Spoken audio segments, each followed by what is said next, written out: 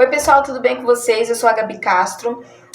Vou dar continuidade aqui. Eu falei para vocês que ia ser bem longo o testemunho, mas também é um testemunho bem lindo, que eu tenho muito orgulho dele, porque realmente me tirou de um lugar ruim e me trouxe para um lugar bom, né? Que é aos pés de Jesus.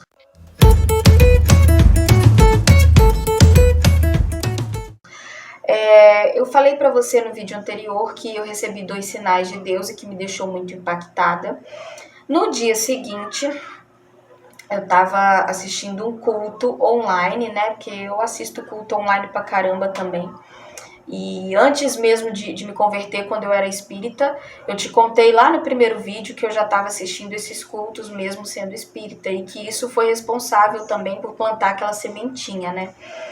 Aí eu tava assistindo esse culto das 9 horas com a Bispa Cleo, 9 horas da manhã. E a Bispa Cleo vira no meio do culto e fala o seguinte, fala, olha, tem uma pessoa que ela tá muito confusa. E essa pessoa, ela pode estar aqui no presencial, no culto presencial, mas ela também pode estar no online. Eu não sei quem é, eu não sei muito sobre a história dela, mas o Espírito Santo está me dizendo aqui que essa pessoa está muito confusa, que a cabeça dela parece que vai explodir, que ela está muito confusa, ela não sabe qual é a verdade. E eu quero dizer para você que só tem uma verdade. A verdade é o Evangelho de Jesus, a verdade é a palavra de Deus e Jesus é o único que pode levar até o Pai. É o único caminho que pode levar até o Pai. E Jesus realmente disse, né, gente? Eu sou o caminho, a verdade e a vida. Então, quando ela disse isso, e aí ela começou a falar mais detalhes, né? Essa pessoa tá muito confusa, essa pessoa tá tentando buscar uma resposta, mas ela não tá dando conta, ela não tá conseguindo, não sei o quê. E na hora que ela falou isso, eu entrei em estado de choque, porque eu falei, gente, a mulher tá falando comigo, misericórdia. A mulher agora só falta ela falar meu nome, a mulher tá falando comigo. Aí na hora que eu ouvi ela falando isso, eu falei, gente, mas Deus é muito doido, cara, que doideira. Aí eu fiquei assim, eu fiquei de cara, porque eu falei, gente, Deus é muito doido. É muita doideira isso. Tipo, a mulher tá lá em São Paulo, culto online à distância, nem me conhece nem nada, só faltou falar meu nome, que é exatamente... Porque quando eu comecei a ver o culto, eu tava vendo o culto justamente assim, com a cabeça saindo fumaça, muito perturbada, sabe? Eu tava muito perturbada, porque eu queria saber logo qual era a verdade. Eu queria saber a verdade. Ou era o Evangelho segundo o Espiritismo, ou era Jesus, ou era a Bíblia, enfim. Que no Espiritismo tem aquela coisa também, né? A gente fala, não, mas eu creio em Jesus, mas eu sou cristã, né? Então, tem isso, no Espiritismo tem isso. Quando a gente está no Espiritismo, a gente fala, mas eu sou cristã, mas eu tenho Jesus. Só que as coisas não são muito bem assim, a gente só vai descobrir depois, né? Depois que a gente se converte, é que a gente descobre que o buraco é um pouquinho mais embaixo, né? Beleza, aí ela pegou e falou isso. Na hora que ela falou isso, eu entrei em desespero. Peguei a Bíblia, coloquei de um lado. Peguei o Evangelho segundo o Espiritismo e coloquei de outro. Comecei a confrontar os dois. Então eu abria na mesma passagem. Então, por exemplo, a passagem que falava sobre o cego, por exemplo, eu abria na Bíblia e abria no Evangelho segundo o Espiritismo. Estou dando um exemplo, porque eu não lembro direito assim quais os assuntos que eu estava confrontando no dia, mas eu confrontava os mesmos assuntos, tanto num Evangelho quanto no outro. E eu coloquei do lado mesmo, um do lado do outro, os dois abertos, e eu comecei a ver que estava tendo uma discrepância, uma diferença muito grande de ensinamentos ali. E aquilo começou a me incomodar mais ainda. E eu falei, eu vou ficar louca. E eu realmente achei que eu fosse entrar, não que eu fosse ficar louca de louca mesmo, mas eu achei que eu fosse ter que entrar com os remédios, tipo, tomar umas paradinhas pra cabeça. Porque eu falei, gente, vou ter que tomar uns comprimidos. Sei lá, de repente ir no psiquiatra, ele me receitar um ansiolítico. Porque eu comecei a dar nó, a minha cabeça começou a dar nó, eu comecei a ficar, sabe, eu comecei a bater pino mesmo, sabe, minha cabeça começou a entrar em parafuso. E daí o que eu fiz? Eu falei, eu já sei, eu vou pra internet e eu vou ver se tem algum testemunho de algum espírita. Só que aí, por incrível que pareça, gente, no dia, eu não sei hoje como é que tá, né, mas no dia... Isso foi em 2020, tá? Foi no finalzinho de janeiro de 2020. No dia eu não encontrei testemunho nenhum. Eu não encontrava testemunho. Encontrava testemunho, assim, de macumbeiro, de candomblé, de, sei lá, de quimbanda. Mas do espírita kardecista mesmo eu não encontrava. E eu pensava comigo assim, será que é possível um espírita se converter, né? Tipo, porque o espiritismo, como eu falei nos vídeos anteriores, o espiritismo ele preenche o seu intelecto de uma tal maneira e ele responde todas as suas perguntas e os seus questionamentos de uma tal maneira que é muito difícil sair, assim, de se converter, sabe? Porque o espiritismo tem explicação para tudo. Então eu pensava, será que tem jeito de um espírita se converter? Porque depois que você encontra o espiritismo, é tipo uma religião do futuro, assim. Não é uma religião, é uma doutrina, como eu já falei no vídeo anterior, mas a gente fala religião assim, né? Aí beleza. Fui pra internet e não encontrei nada, não encontrei nenhum testemunho. Mas eu encontrei um blog. Aí nesse blog tinha um testemunho de uma ex-kardecista. E aí só que o testemunho que ela escreveu no blog foi um testemunho muito raso, muito superficial. Mas ela escreveu lá no final do post dela, ela escreveu no final do artigo falando que se a gente quisesse saber mais detalhes de como que foi a conversão dela e tudo, que ela ia deixar um e-mail e que se você entrasse em contato nesse e-mail, você ia conseguir baixar um e-book. E nesse e-book, nesse livro, ia ter mais detalhes da conversão dela e tudo e tal, não sei o quê. Aí eu fiquei louca, desesperada, mandei e-mail para ela e pedi ela para que ela me mandasse o exemplar desse e-book para que eu pudesse ler e entender um pouco mais, né? Eu estava super curiosa para saber se realmente isso é possível, né, de um espírita se converter. Ela mandou o exemplar para mim, eu li ele todinho. Só que não fez muita diferença, assim, o que eu li ali eu já sabia, tipo, não fez muita diferença. E aí eu falei, não vai ter jeito, eu vou ter que ver de perto. E como que a gente faz para ver de perto? Indo numa igreja. Beleza, aí eu abri o Facebook, que na época eu tinha, hoje em dia eu não uso mais Facebook, porque eu não gosto mesmo, não acho legal. Aí eu só tenho Instagram, não gosto muito do Facebook. Beleza, eu peguei, abri o meu Face e comecei a pesquisar igrejas próximas da minha casa. Apareceu uma igreja para mim que era a igreja que eu mais metia a língua, que eu falava muito mal daquela igreja. Porque era uma igreja que antes de ser igreja era salão de festa, era um lugar de divertimento. Era um salão de festa, as pessoas faziam aniversário lá e era muito legal. Era um salão enorme e tal, não sei o quê. E aí sempre que a gente passava em frente a essa igreja tinha muito barulho. E além do barulho, sempre que eu passava em frente à igreja, eu falava, vai credo, esses crentes não sabem falar baixo, não, até parece que Deus é surdo. Deus não é surdo, não precisa dessa barulheira toda. E aí meu marido, é isso mesmo, não sei o quê, e um falando com o outro. E também eu ficava falando, mas pastor só quer ganhar dinheiro dos outros, pastor só tá querendo dízimo, não sei o quê. Então nossa, e essa igreja aí, agora já abriu igreja aí, o pastor já deve estar querendo abocanhar dízimo das pessoas e tal, e aí eu comecei só a meter a língua, e foi exatamente a igreja que saiu pra mim. E aí quando essa igreja saiu pra mim, por que eu tô falando saiu pra mim? Porque eu tinha que ir numa igreja próxima da minha casa. Então a igreja mais próxima que apareceu, que saiu para mim lá no Facebook foi essa. E por que eu não podia ir numa igreja mais longe? Porque eu tenho 3 filhos, eu tava com 2 bebês gêmeos na época, e mais o meu filho mais velho, o meu marido tava trabalhando e eu tinha que ir com eles de carro e eu não queria andar muito de carro. Então era mais conveniente que eu fosse para uma igreja mais próxima.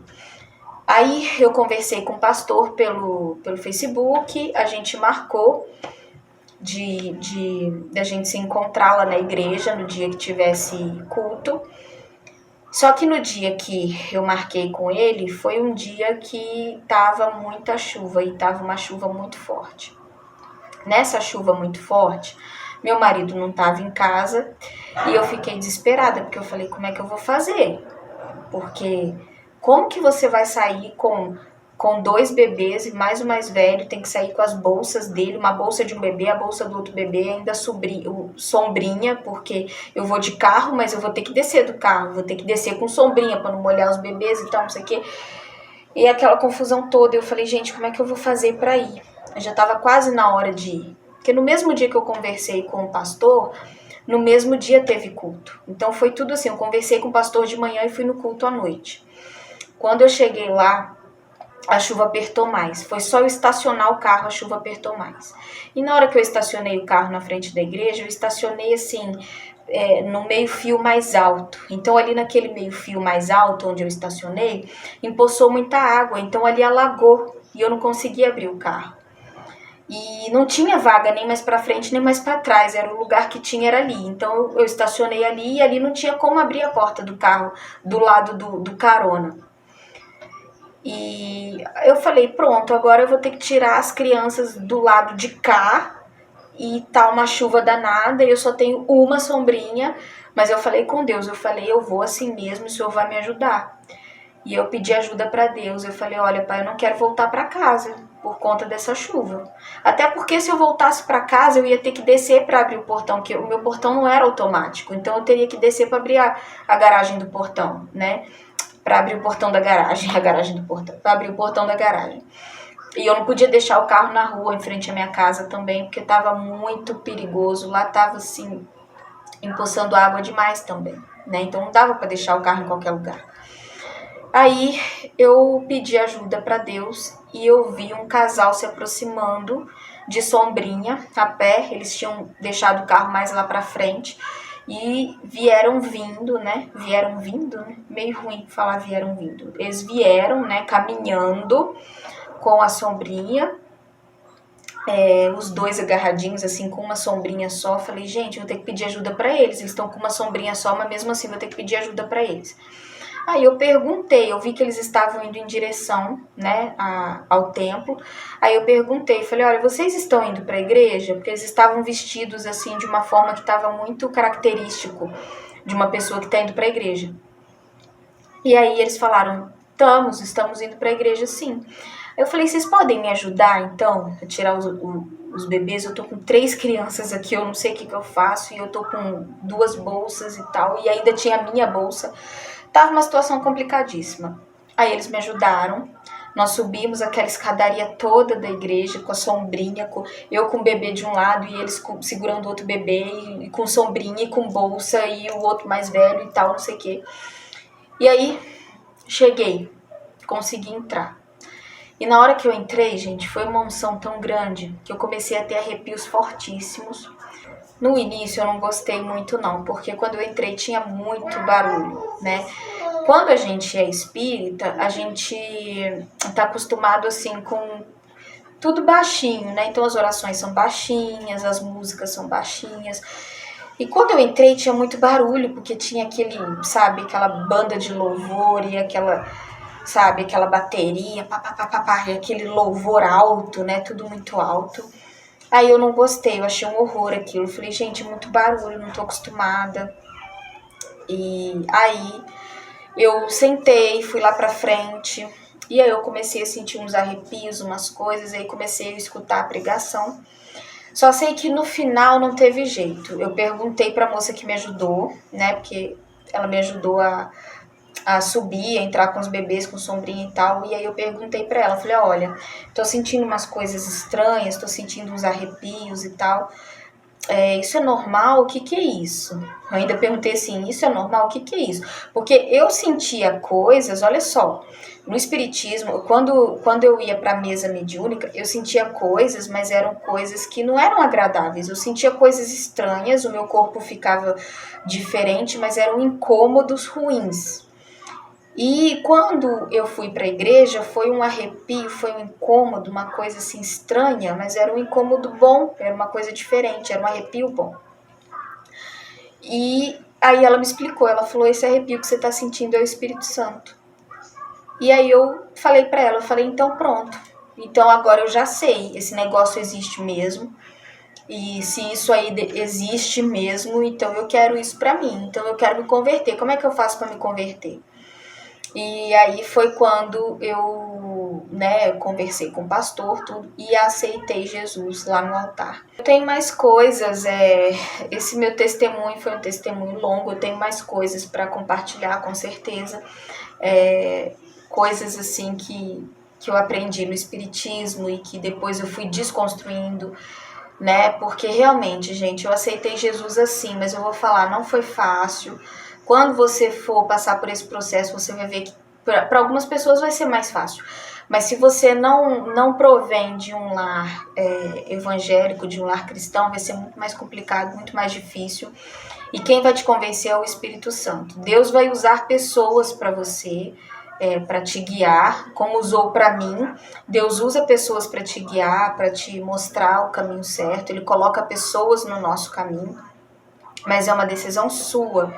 E se você quer realmente esse caminho, se você quer realmente seguir a Jesus, você vai ter que enfrentar algumas coisas, você vai ter que abrir mão de muitas coisas, principalmente desconstruir aquilo que você aprendeu durante muitos anos, né?